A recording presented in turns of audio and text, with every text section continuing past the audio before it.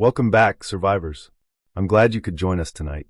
If you're enjoying these stories, don't forget to hit that subscribe button and give this video a like to help boost the signal. And as always, drop a comment with your city or country. I love seeing where you're all listening from. The sunlight stabbed through the blinds like a blade. My skull throbbed with each heartbeat, mouth dry, stomach queasy. The sour reek of stale beer and pizza hung heavy in the apartment. Somewhere a fly buzzed lazily near an empty bottle. I groaned and sat up on the couch I'd passed out on, blinking against the brightness. The living room looked like a war zone, red Solo cups littering the carpet, half-smashed chip bags, a broken speaker in the corner still glowing faintly. Somebody's jacket hung over the ceiling fan like a forgotten flag of surrender. Jesus! Jess's voice croaked from the recliner across from me. Her eyeliner smeared into raccoon shadows, a cigarette dangling unlit between her fingers. We killed a small brewery last night.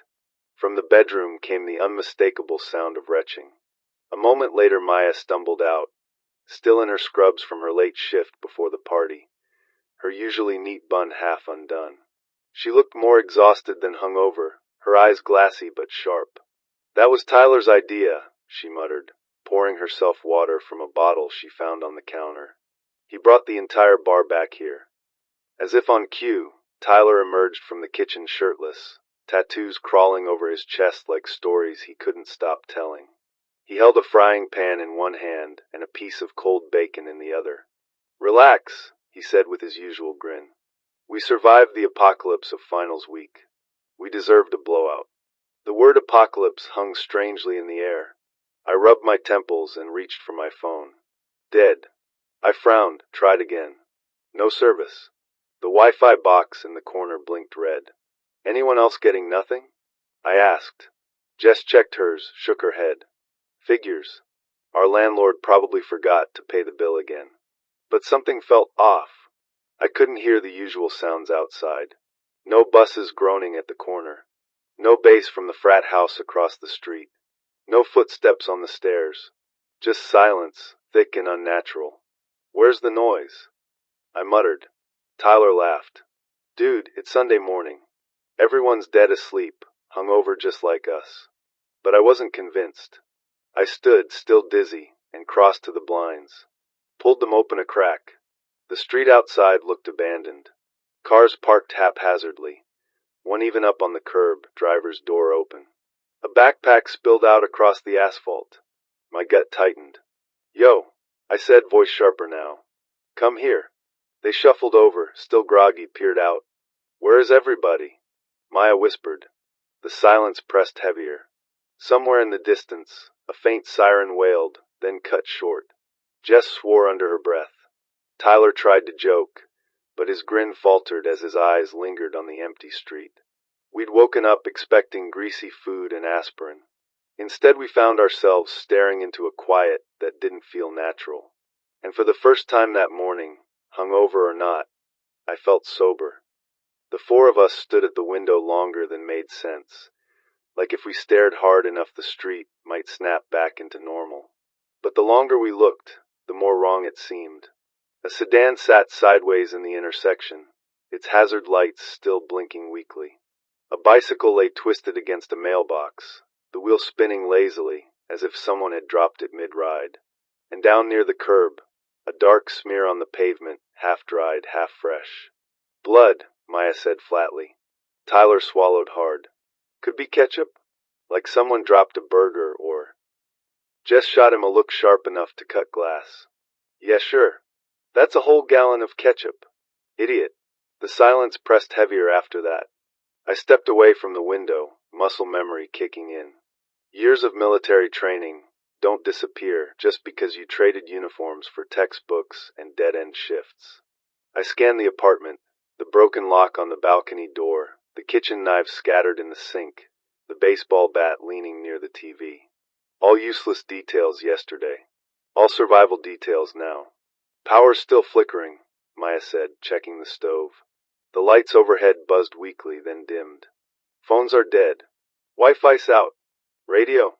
Jess grabbed an old stereo from under the coffee table, smacked it until the static came alive. She twisted the dial. Nothing but white noise, then half a sentence crackling through. Stay inside, report of violent, hospitals overwhelmed, then silence again. Her smirk faltered for the first time since I'd met her. We exchanged looks, the kind people do when the unthinkable hovers at the edge of comprehension. Maybe the party covered it up, Maya murmured. All that music, all that noise. If something happened last night, we wouldn't have heard it.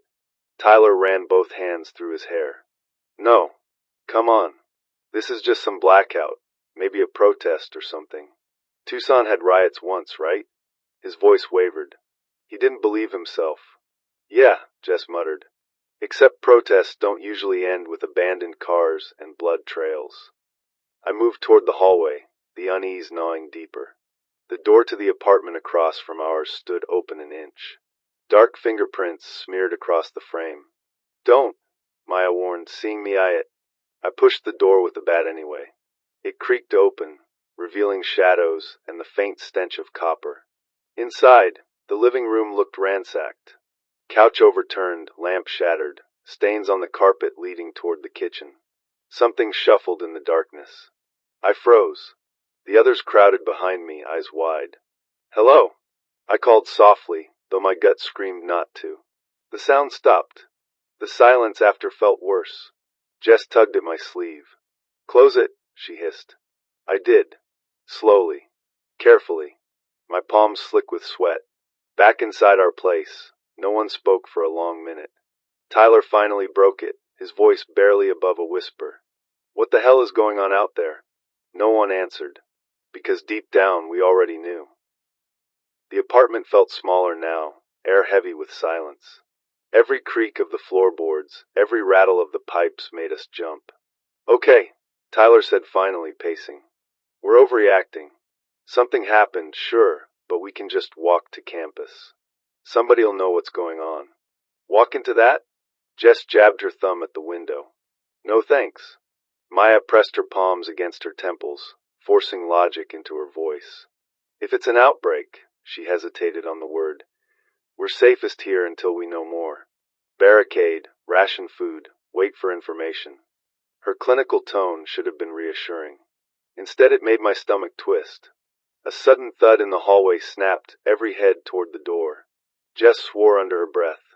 Tyler reached instinctively for his phone, still dead. I motioned for everyone to stay quiet and grabbed the bat. The noise came again, closer this time. A dragging shuffle, heavy breathing. Neighbor? Maya mouthed. Maybe, I whispered, though I already doubted it. The peephole showed a distorted figure moving unsteadily down the corridor. I cracked the door an inch for a clearer look. It was Mr. Halpern, the retired professor from 3B. His tweed jacket hung in tatters, one shoe missing. His skin was ashen, lips streaked with dark stains. Professor? I called softly. His head jerked toward me with unnatural speed. The eyes that met mine weren't the kind that graded papers or gave lectures. They were vacant, predatory. Before I could react, he lunged, slamming into the door with surprising force. His hands clawed at the gap, fingernails scraping wood. Close it! Jess screamed. I shoved back, straining to slam the door. Halpern snarled, low, guttural, spittle spraying through the crack. His teeth gnashed inches from my hand. Tyler panicked, grabbed a beer bottle, and smashed it against the wall. Back off, he yelled, brandishing the jagged glass. It did nothing. The professor didn't even flinch. Maya was pale, her voice clinical but trembling. Neurological dysfunction, loss of higher reasoning, but motor strength intact. He's not thinking, he's reacting. Yeah, reacting like he wants to eat my face. Jess snapped. With a final heave, I forced the door shut. The chain rattled but held. Halpern slammed against it again and again, each impact rattling the frame. Why isn't he stopping? Tyler's voice cracked. Pain receptors suppressed, Maya answered, her tone slipping from textbook calm to horrified realization. He doesn't feel it. The pounding grew louder, others now echoing from further down the hall. More shuffles, more guttural noises. Jess backed away, cigarette finally lit, smoke curling nervously. Well, congrats, folks. That's our welcoming committee. I tightened my grip on the bat, the weight suddenly feeling woefully inadequate. We weren't just hungover anymore. We were under siege. The pounding at the door rattled the frame like a drumbeat of doom. Every slam reminded me how thin the barrier really was. Cheap wood, rusted hinges. We had minutes, maybe seconds, before it gave. Move! I barked, instincts taking over. Couch against the door now. Jess groaned, but grabbed one end of the sagging sofa. Tyler stumbled to the other, still half drunk, and together they shoved it across the carpet. The legs screeched against the floor as we jammed it into place. The next slam hit muffled, absorbed by the couch's weight. Not secure, not really, but enough to buy us time. Maya's breathing was quick, her voice clipped. We need layers. Kitchen chairs, dresser, anything heavy. The more we stack, the harder for them to push through. For the next frantic minutes we worked like ants, dragging, stacking, bracing. Tyler overturned the coffee table, wedging it against the couch. Jess yanked the dresser drawers out one by one and piled them like barricade bricks. I nailed 2 chairs together with duct tape and propped them against the hinged side. The apartment transformed before our eyes. Not a place to party anymore, now a bunker. When the noise outside faded into distant shuffles, we finally stopped, panting, slick with sweat despite the stale air. We're not going out there, Maya said firmly. Her med student voice again, the one that sounded like fact, not opinion. Not until we know what this is, how it spreads, what the risks are. Jess lit another cigarette, her third in an hour. And what? Sit here until we starve? Great plan, document. We ration, Maya countered, jaw tight. Food, water, everything. 1 meal a day. 2 if we're lucky. Tyler tried to laugh, failed. I'm not living off moldy cereal and tap water. Better than being lunch, Jess shot back. The argument was starting, voices rising, nerves fraying. I slammed the bat against the wall, just once, loud enough to snap their attention back. Listen, I said, steady, controlled. We treat this like combat. Secure the perimeter. Control resources. Maintain discipline. If we fall apart in here, we're done. For once, nobody argued. Maya nodded reluctantly. Jess rolled her eyes but didn't push. Tyler muttered something under his breath but grabbed a notebook, scribbling a crude ration plan. I looked around at the mess of furniture and debris, our fortress. It wasn't much, but it was all we had. Outside, something howled, a sound so guttural and raw it froze us in place. Jess stubbed out her cigarette with trembling fingers. Well, cheers, boys and girls. Here's to our new reality. For the first time that day, nobody corrected her sarcasm. Because deep down, we all knew she was right. The barricades held through the afternoon. Outside, the hallway stayed restless, scraping nails on wood, muffled groans, an occasional crash echoing from somewhere deeper in the building. Every sound reminded us that we were trapped, boxed in with dwindling supplies. By evening the apartment reeked of stale sweat and smoke. Jess puffed through her last cigarette, snapping the butt into an empty beer can with exaggerated force. Guess the end of the world doesn't come with a refill, she muttered. Tyler sat cross-legged on the floor with his headphones on, even though the music player was dead. I can hear the beat in my head, he said when Jess snapped at him. Keeps me sane. Yeah, she shot back. Well, it's driving me insane.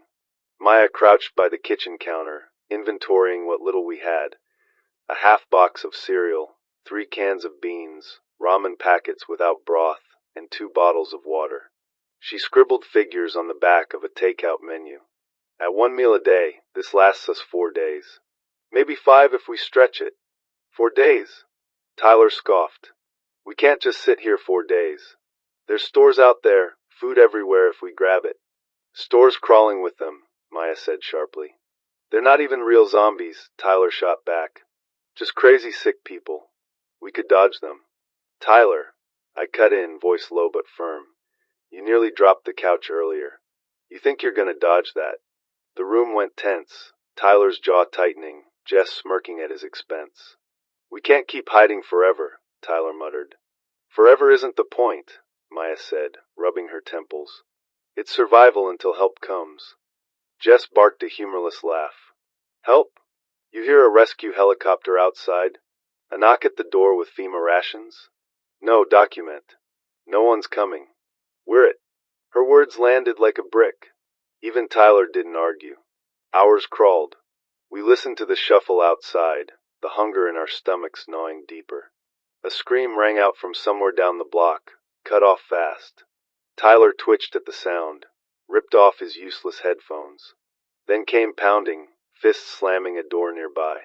A woman's voice crying out, begging, pleading for someone to let her in. Please, help me. They're coming. Maya's eyes filled. She moved to the barricade, but I grabbed her wrist. No, we can't just let her die. Jess's voice was ice. Better her than all of us. The pounding turned to shrieks, then silence. Only the scraping shuffle remained. Maya broke, sliding down the wall, silent tears streaking her face.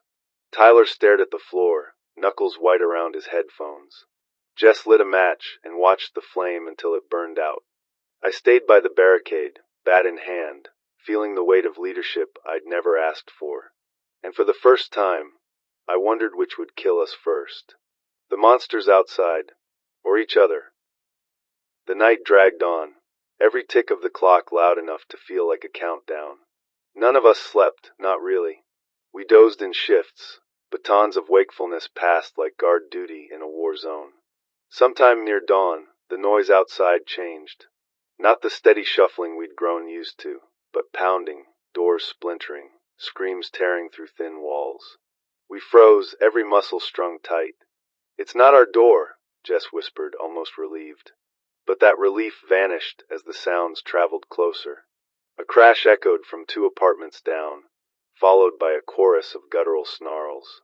Then silence. I edged to the peephole, heart hammering. A man burst into view, Mr. Collins from 2A. He sprinted barefoot down the hallway, shirt soaked in blood, eyes wide with terror. He pounded on doors, begging for help. His screams echoed like nails in our skulls. Behind him, the infected poured out of the wrecked apartment. They weren't shuffling now, they were running. Their movements jerky but fast, unstoppable. Collins slammed into our barricade, fists pounding. Help me! For God's sake, please! Maya's hand shot to the lock, tears in her eyes. I caught her wrist, shook my head. The horde hit him before she could argue. They dragged him down in a frenzy of claws and teeth, his screams cut short in a spray of red that painted the walls. Jess turned away gagging. Tyler pressed his headphones over his ears, though they played nothing. Maya sobbed silently, muffling it against her sleeve. But the horror wasn't finished. From the far end of the hall, a small figure darted into view, a child. Couldn't have been more than 8. Pajamas streaked with dirt, hair tangled. He ran past the carnage, tiny hands pounding on doors, voice shrill and desperate. Mommy! Mommy! My throat closed. For a split second, instinct screamed to open the barricade, to save him. But then he stumbled, clutching his arm. The sleeve was torn, blood soaking through. He froze mid-scream, body convulsing. We watched, paralyzed, as he dropped to his knees, spine arching, teeth gnashing. His eyes glazed over. When he rose, it wasn't a boy anymore. Maya made a choking sound and turned away.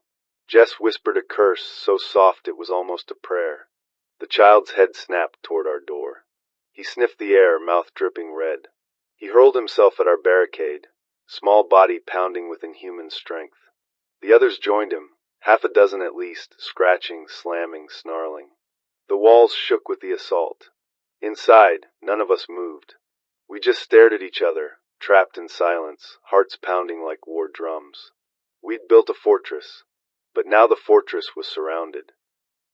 By the second day, the apartment felt like a coffin. The air was stale, stinking of sweat, smoke, and fear. We rationed to the point of absurdity. Half a cracker each, a sip of water passed like communion. Maya's hands shook when she wrote numbers on her ration sheet, every calculation pushing us closer to 0. Jess was the first to say it. We're screwed. We need more food. Tyler jumped on it instantly. Finally, let's hit the stores. Grab chips, booze, maybe some batteries. Jess cut him a glare. Booze? You idiot. Food, water, meds. That's it. Maya hugged her knees. If we go out there, we might not come back. If we don't go, I said quietly, we definitely won't. The argument ended with silence. Decision made. We armed ourselves with what little we had. I carried the bat, wrapped now in duct tape for grip. Tyler taped a kitchen knife to a broomstick like some medieval spear. Jess pocketed a wrench, its weight suiting her temper. Maya had nothing but a backpack for supplies. Her weapon was knowledge, and she carried it like armor. We waited until the hall quieted, until the snarls faded down the stairwell. Then we slipped out, every step a gamble. The hallway was a crime scene. Blood smeared across walls, doors hanging loose, bodies twisted in unnatural angles. The carpet squelched in places where it shouldn't have. Jess gagged and muttered, should have just starved. We made it to the stairwell. Every creak of the steps felt like a gunshot. Halfway down, a shadow shifted below. A figure lurched into view, jaw hanging crooked, skin torn. It sniffed the air, snapped its head up toward us. Go! I hissed. We bolted, feet pounding the steps. The thing screeched, claws scraping metal as it climbed after us. We burst onto the second floor, shoved through a door, and slammed it behind us. The impact rattled the hinges. Stores across the street, I said, breathing hard. Quick. Quiet. The lobby doors were smashed open, glass glittering across the tiles. Beyond, the street stretched wide, littered with abandoned cars and scattered belongings. The convenience store sat on the corner, its neon sign dark, windows shattered. We sprinted low, weaving between cars. The world outside smelled of smoke and copper, heat radiating from sun-baked asphalt. Somewhere far off, screams echoed, followed by gunfire. Inside the store, shelves were ransacked. Still, we scavenged what remained: cans, bottled water, aspirin. Maya stuffed everything into her backpack with shaking hands. Tyler grabbed chips, caught Jess's glare, and shoved them back with a mutter. Then came the noise, shuffling, scraping. Figures emerging from the back aisles, half a dozen, maybe more. Out! Now! I barked. We ran, bursting through the broken doors, packs clattering. One of them lunged at Jess, caught her arm. She screamed, swinging the wrench hard enough to cave in its skull.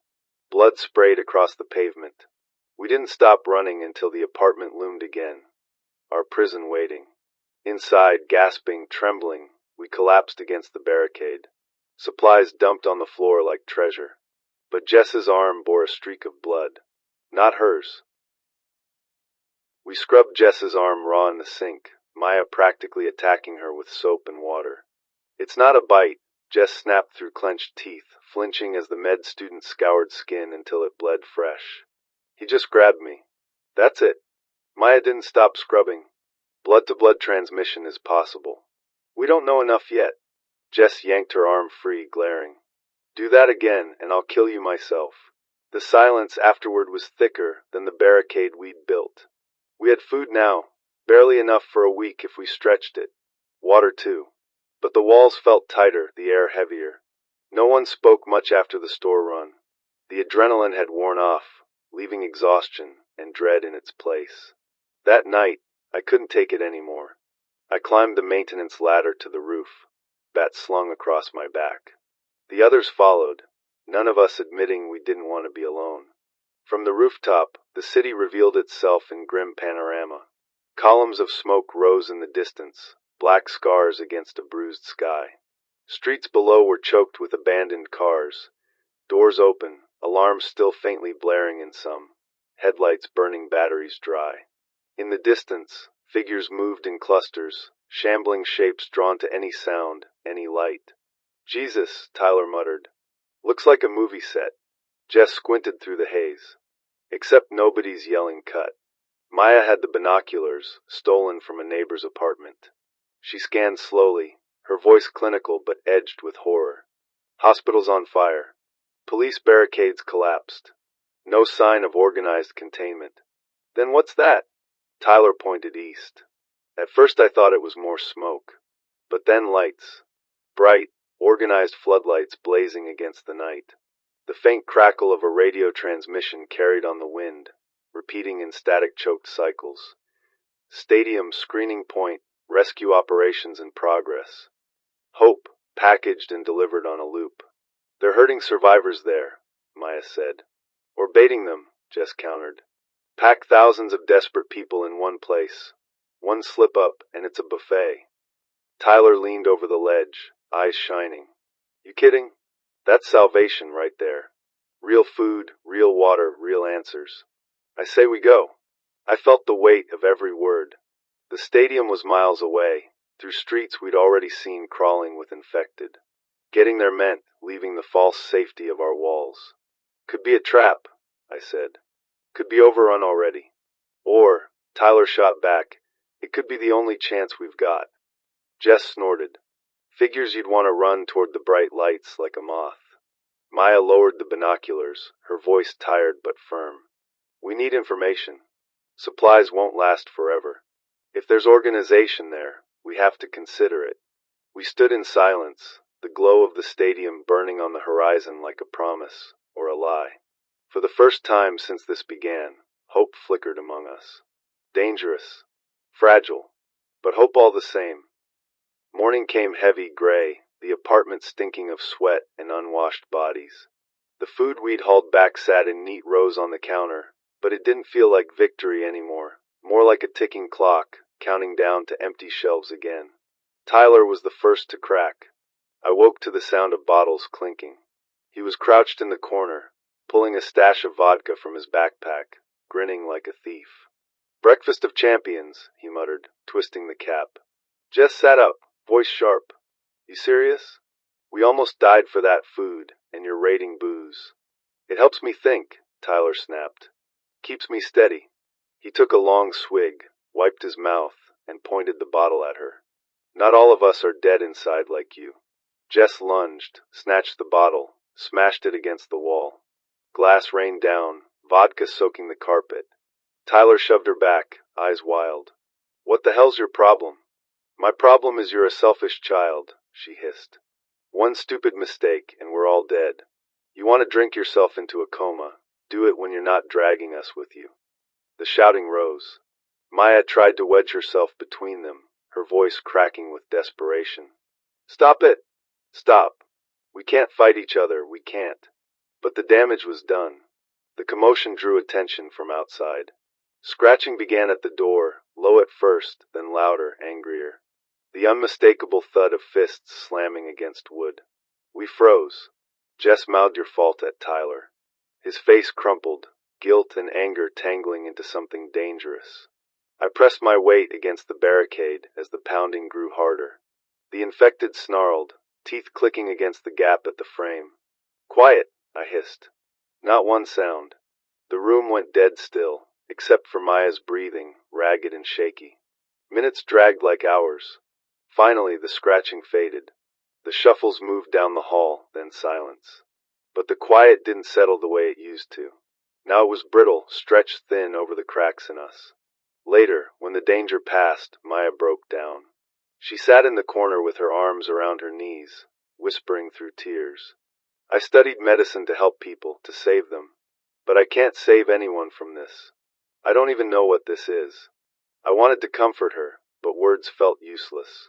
Instead, I sat beside her, resting the bat across my knees. Sometimes survival is all the saving we get. Jess lit the last match she'd been hoarding, watching the flames sputter in the dark. We won't last much longer like this. No one argued. The apartment was no longer a refuge. It was a cage, one fight away from tearing itself apart. The first whiff of smoke came just after sundown, faint, bitter, drifting in through the vents. At first we thought it was someone cooking. Then the smoke thickened, sharp enough to sting our eyes. Something's burning, Maya coughed, pressing her sleeve to her face. Jess cursed and shoved away from the wall. Perfect. End of the world, and someone still manages to screw up dinner. But the smoke didn't smell like food. It smelled like chemicals, like fabric and wood catching fire. Then the screaming started. We bolted to the peephole. The hallway glowed faint orange. Shadows flickered, people running, coughing, clawing at doors. One man staggered past, his clothes already smoking. Behind him, zombies, stumbling through the haze, unfazed by the flames licking at their skin. They set a fire, I realized aloud. Some idiots tried to burn them out. Congratulations, Jess muttered. They're about to cook us all alive. We rushed into motion. Grabbed packs, weapons, whatever supplies we could. The barricade came down in frantic pieces. The couch shoved aside, chairs yanked free. The moment the door opened, smoke punched into the room like a fist. The hallway was chaos. Fire crawled along the walls, sparks raining from broken light fixtures. Survivors stampeded past us, coughing, screaming, eyes wild with panic. And in the middle of it, the infected, charging through the smoke, flesh blistering but movements relentless. Stairs! I shouted, leading the way. We sprinted, ducking low, vision blurred by smoke. Jess swung her wrench at one that lunged from a doorway, cracking its skull with a sickening crunch. Tyler tripped on a body, nearly went down. Maya hauled him up by his collar. The stairwell was worse, packed with bodies, both living and dead. A woman shrieked as she was dragged down by 3 infected. Her screams echoed as we shoved past, unable to stop. Fire escape! Jess barked, pointing to the end of the hall. Through the haze I saw it, the metal door leading out to the emergency ladder. We slammed through. The rush of night air was a blessing, cool against the suffocating smoke. Below us, the alley swarmed with infected, drawn by the fire's noise and the screams of survivors. Up! I commanded. Roof, go! The ladder rattled as we climbed. Jess cursed with every rung. Tyler wheezed. Maya clung tight to her backpack like it held the meaning of life itself. I stayed last, batting away a clawing hand that reached through the doorframe. We hauled ourselves onto the roof just as flames burst from the windows below, lighting the night in a hellish glow. The building groaned under the weight of fire, smoke billowing skyward. From up here we could see it all, the street below writhing with infected, the horizon dotted with other fires. The apartment, the prison we'd fought so hard to hold, was gone, and now the city was open before us. The rooftop gave us a view we didn't want. Fire gutted half the block, sending sparks into the sky.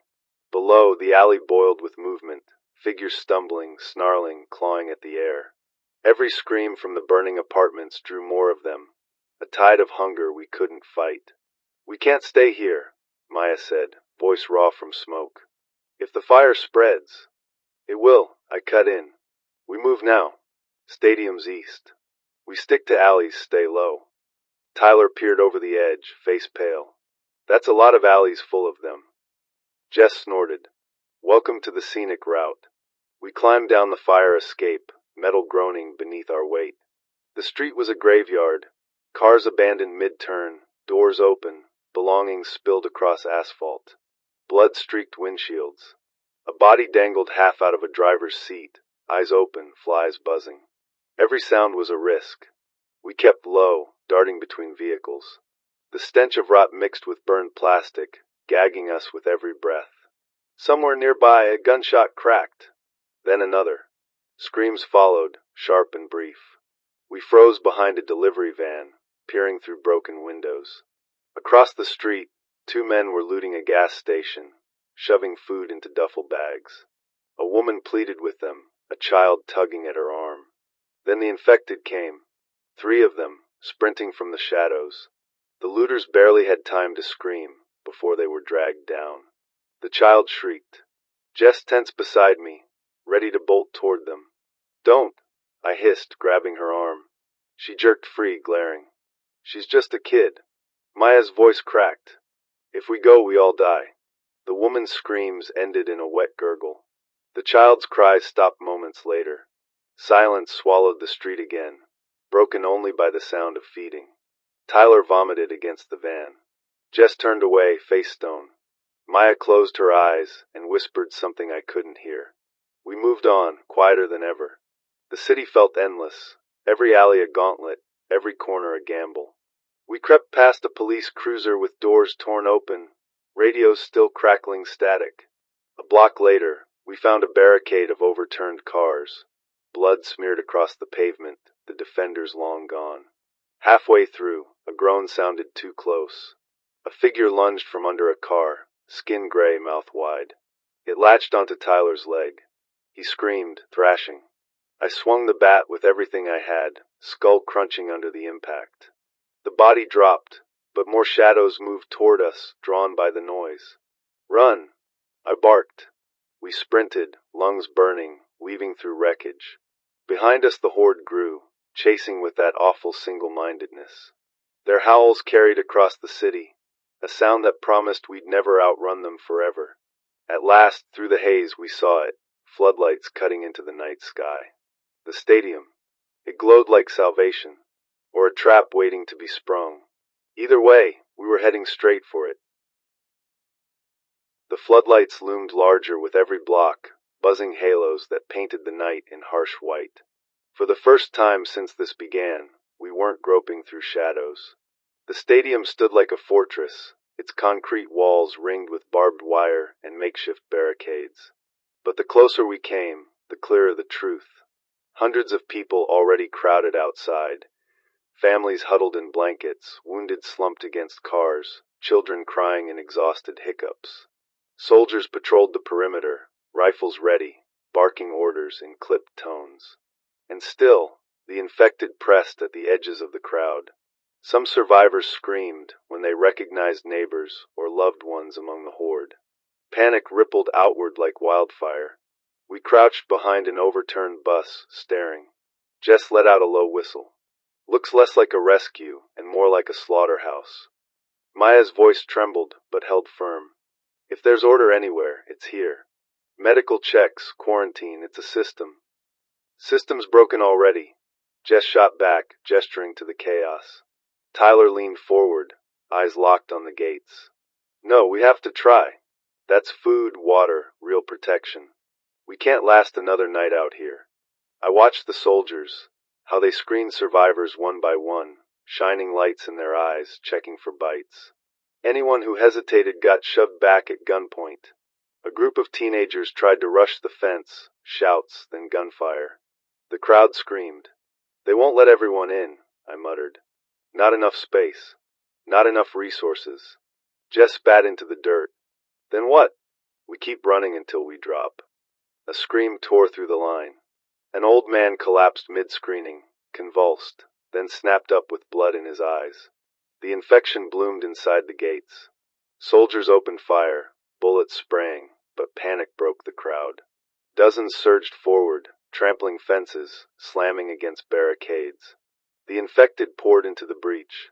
Floodlights flickered as the world dissolved into chaos.